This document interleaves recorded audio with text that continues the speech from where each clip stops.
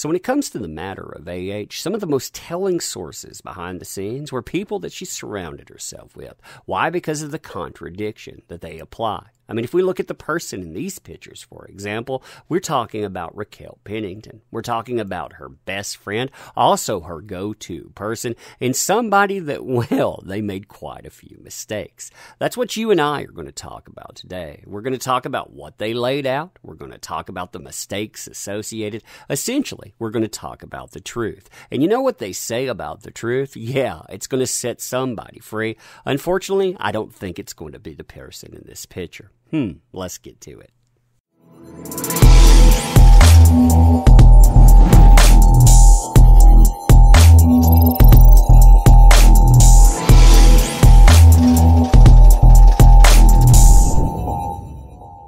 So hey there. So today, you and I, we are returning to that wonderful, wonderful world of Johnny Depp coverage. And this stuff, it is crucial. And I mean crucial, because you have Johnny Depp versus AH 2021 that's coming up.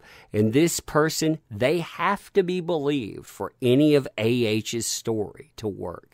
This person basically is one of three people that says, yeah, I know about those Johnny Depp secrets. AH was one of them. I.O. Tillett Wright was another. And this person, yeah, they're always there in the fray. Now, what's amazing about this person is that they freeloaded off Johnny Depp forever. If you look at their qualifications that they listed, one, they were a yoga teacher. They ran a jewelry business, and when they say jewelry business, they were running that at a flea market. So they had these, and they lived in the same building that Johnny Depp did. How did they afford it? Well, they definitely weren't paying. They had been friends with AH since 2003. They were both working as clerks with the Whole Earth Provision Company store in Austin, Texas. Now, what's interesting is they're not friends anymore either. They moved on. So after some legalese and this person here telling us, hey, I testified a few times, we have early indications. And all of this stuff, you'll notice how much of this is hearsay. So early in Johnny and AH's relationship, before they lived together, I noticed that one of AH's paintings that she usually had on her wall, one by her ex-partner, was damaged. I asked about it. AH said that Johnny got mad and tried to set the painting on fire.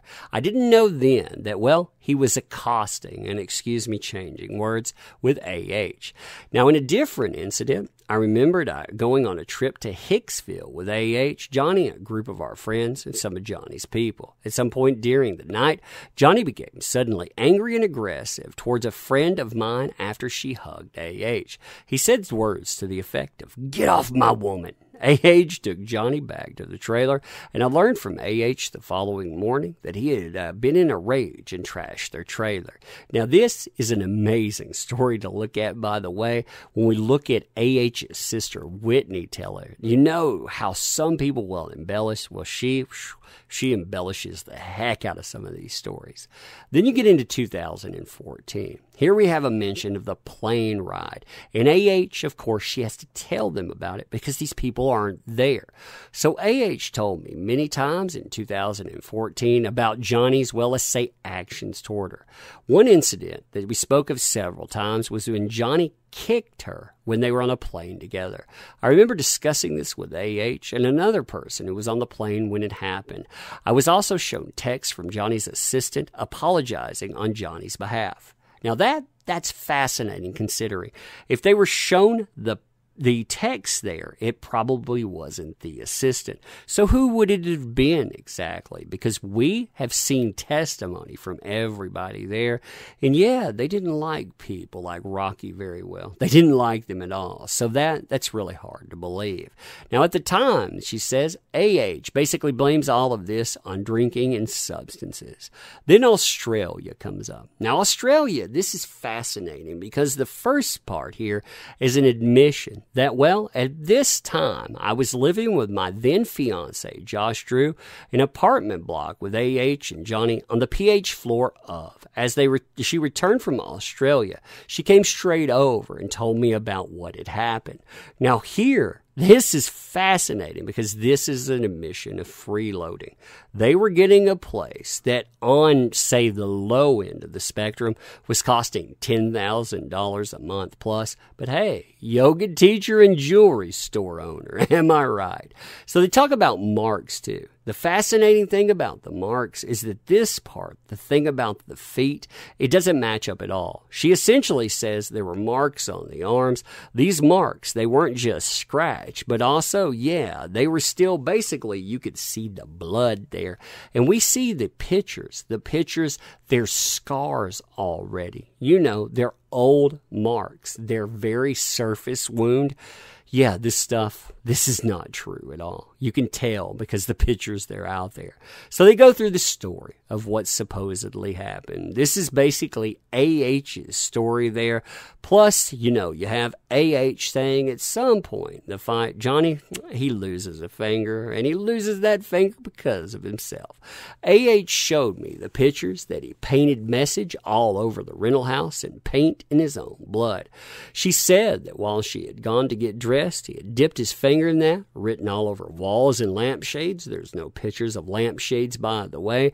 She said that she came down, he was urinating on furniture, and had smashed the television. The guy who cleaned it up, by the way, said that this part is absolutely false. I mean, absolutely. Said none of that happened. Now, as a brief aside, I did a video at one time talking about text messages from Josh Drew and AH, talking about basically having a conversation with Johnny Depp, and yeah, some sharp instruments being involved. A lot of people said, ha ha ha, that was just joking, right?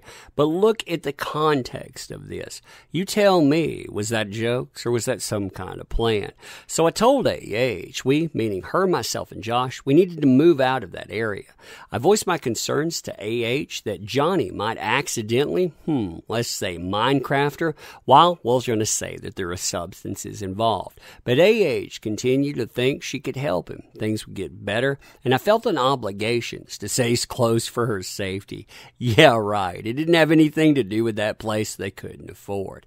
So Johnny, he comes back from Australia soon afterward. Johnny told me himself sometime after the trip there that they had basically had a fight.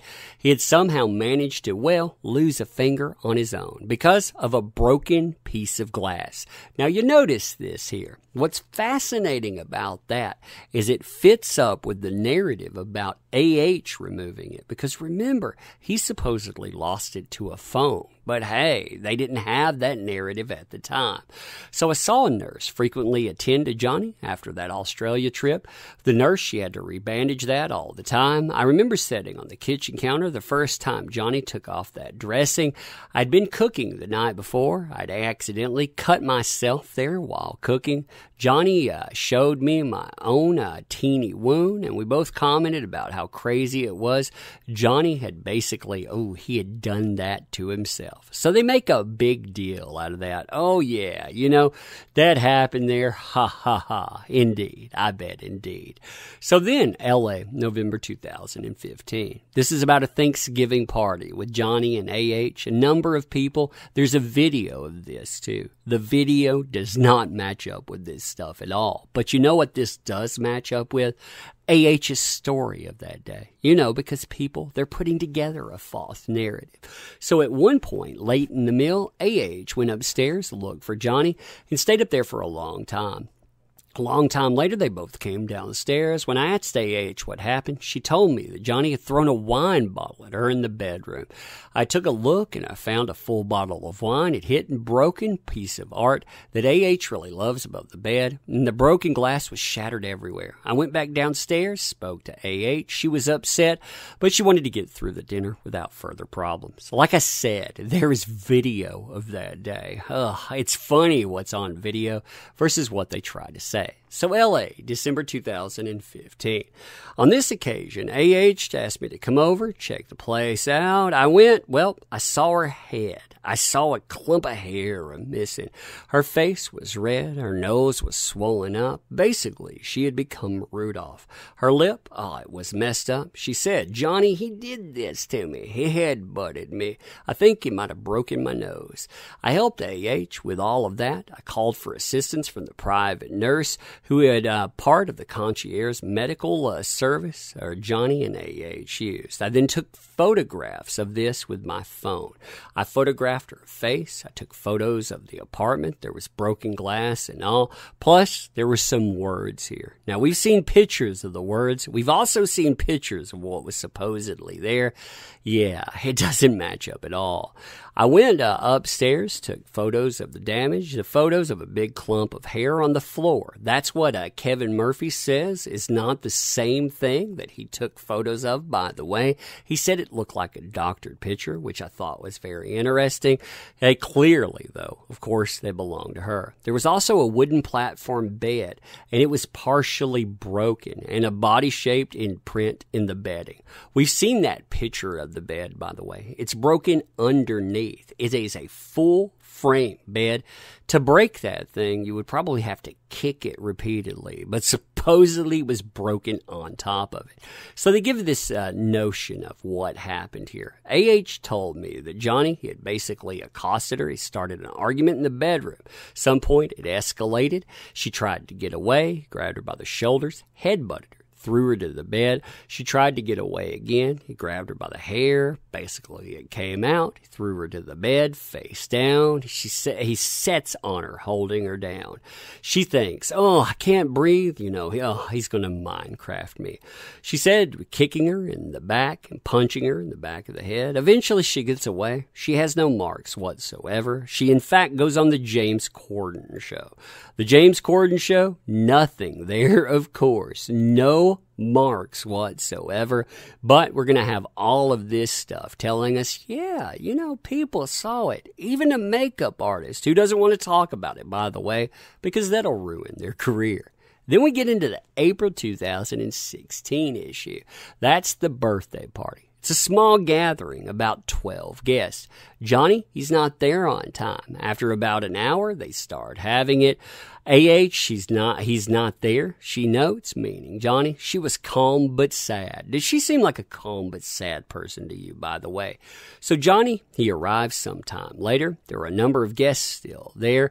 A.H. gave Johnny a plate of food. It had been set aside for him, and Johnny sat next to A.H. Everybody eventually leaves. They return. The next day, I receive a message from A.H. She said that Johnny had left. It had been a bad argument. She wanted to wake up between 10 to 10:30. They went to Coachella, which had planned for her birthday. She said she didn't have her phone with her, so she couldn't set an alarm. When I went the next morning, I opened her door and I saw there was shattered glass. I stopped where it was. I saw the lamp was broken. Pictures had been ripped off. I made my way carefully around that. We watched a video that I put together for her birthday. She starts crying. She's like, "Oh, Johnny, and it's getting bad again." She said that it had really hurt her feelings, that he had been late. It said he became defensive. He started yelling. Fight escalated. That during that argument, he had thrown her phone out a window, and she had also thrown his phone out a window. Now, what's interesting about that is we know that his phone was thrown out, but she had hers. Why? Because Starling Jenkins, that's the bodyguard there, had texted her asking about the location of it. But hey, details. So I suggested that she take a shower while I made some coffee downstairs. We spent the first part of the day trying to locate the phone, postponing our trip until we did. Eventually, they find it. You notice who finds it here. I also took photographs of the damage on my phone. After that, we got ready for our trip. I later found out that Johnny was convinced by Io Tillett Wright had, you know what he did to the bed there? Poopgate. At no time did I see any of that in the bed, and at no time was the topic discussed. Io was not even in L.A. at that time, let alone in A.H.'s bed. I understand that during the May 21st, 2016 incident discussed below, A.H. also called Io. Io could tell Johnny about the accusation. It was completely unfounded. Yeah. You notice how A.H. is completely calm in all of this stuff, unless you have somebody that is not one of her friends tell you about it. Then they tell you, you know what kind of person you're dealing with? Yeah. So May 21st, 2016. That day, Josh, AH, and a friend Liz were in TH5 helping prepare a bead exposition the next day where I would be exhibiting my work. A bead exposition, by the way. Isn't that cute? AH got a text from Johnny, said, hey, he's going to come over, talk and stuff.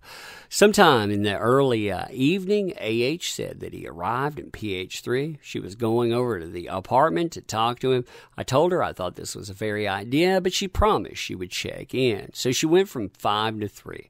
She sent a text at 8:06 asking me to come over to the apartment right away. When I arrived at PH3, I could hear Johnny very loudly through the door. I knocked, but there was no answer. The door was locked, so I ran to PH5 to get my keys. Now, the problem with this is that there was a security detachment right outside the door, so they would have had to be an invisible right there. But of course, hey, again, yeah. So when I let myself into the apartment, Johnny was in the space between the end of the kitchen island and the living room at the back of the stairs. AH was in the living room on the other side of the coffee table by the couch. AH was holding her face and basically saying, oh God. She was saying, help.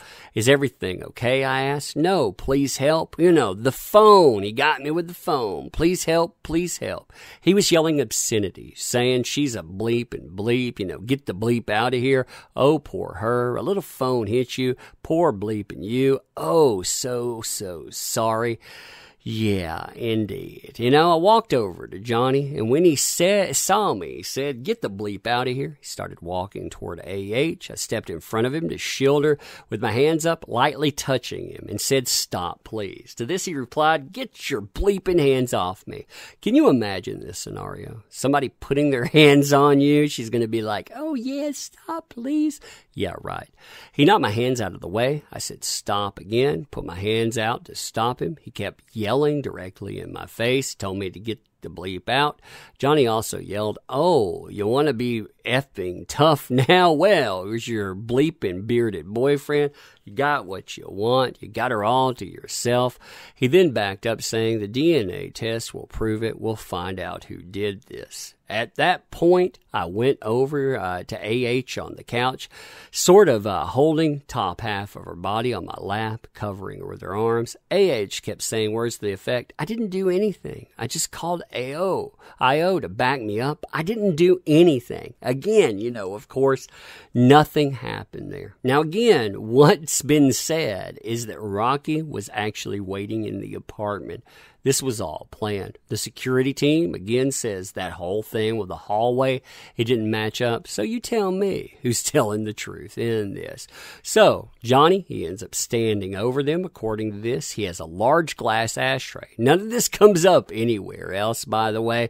And the reason he backs off is because the security team comes in. Johnny said he has all of these statements here, and she says, hey, if he does anything else, I'm going to call the cops. The security team says, let's get the heck out of here. He starts smashing things and on. Nobody's going to stop anything, of course. And then, after Johnny left, AH said words to the effect, IO called the police. I think the police are on the way.